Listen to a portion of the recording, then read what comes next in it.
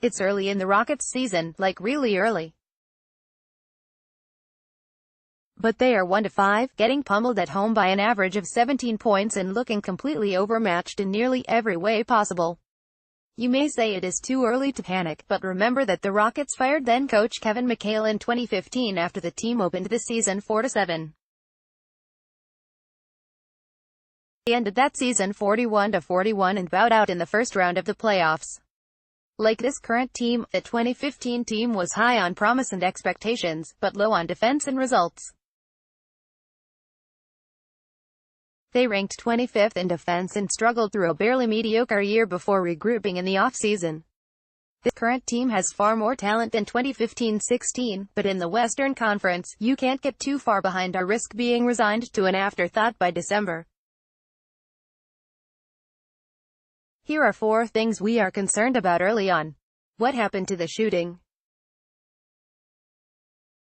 We all know that the Rockets are not good defensively, more on that in a second, but this team has been in the top 5 offensively for 4 or 5 seasons now. They were second only to Golden State last season.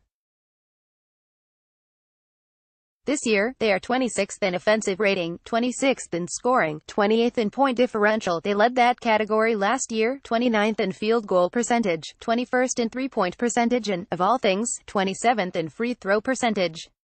As Chris Paul, in reference to himself, said recently, this team can't hit the ocean from the boat. Remarkably, this team is only 12th in turnovers, so much of their problems stem from simply missing shots.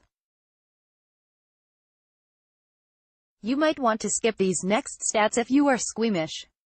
Chris Paul is shooting 39% from the field and 34% from 3. Gerald Green is shooting 38% from the field and 29% from 3. Carmelo Anthony is shooting 37% from the field and 34% from 3. Eric Gordon is shooting 30% from the field and 23% from 3.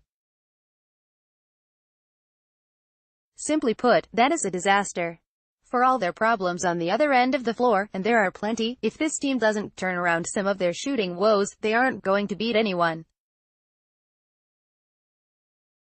Chemistry on the floor doesn't match off the floor. An overplayed narrative in all team sports is that these guys love each other, or they are friends off the court. Fact is, there have been championship teams who fought regularly in the locker room. It's great if teammates hold hands and sing "Kumbaya," but only if that togetherness is reflected between the lines and at important moments. There are certainly plenty of new moving parts on this team. With Marquese Chriss back on the floor and Brandon Knight eventually, we assume, returning from injury, more players will enter the rotation, especially since the current rotations aren't working. But that doesn't explain how poorly organized they are on the floor and how often they are simply out of sync with one another. Being buddies is great, but unless it translates to W's, it wouldn't matter if they were mortal enemies off the floor. Early injuries don't bode well.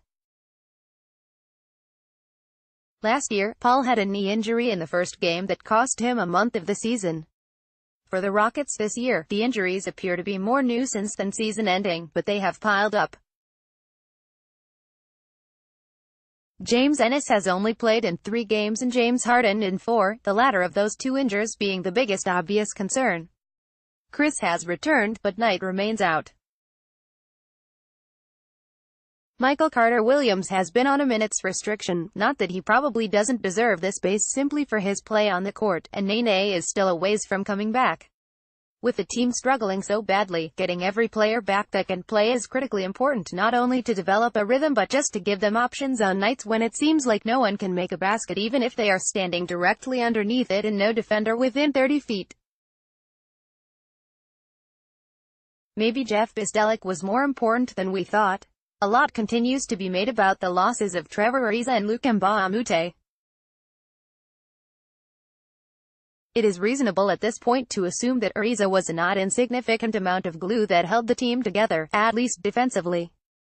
But with the retiring of assistant head coach Jeff Bzdelik, the man behind the defensive schemes that launched the Rockets to one of the better teams at that end of the floor in the league last season, it is worth wondering if his daily reinforcement of how they need to play D was more important than we imagined.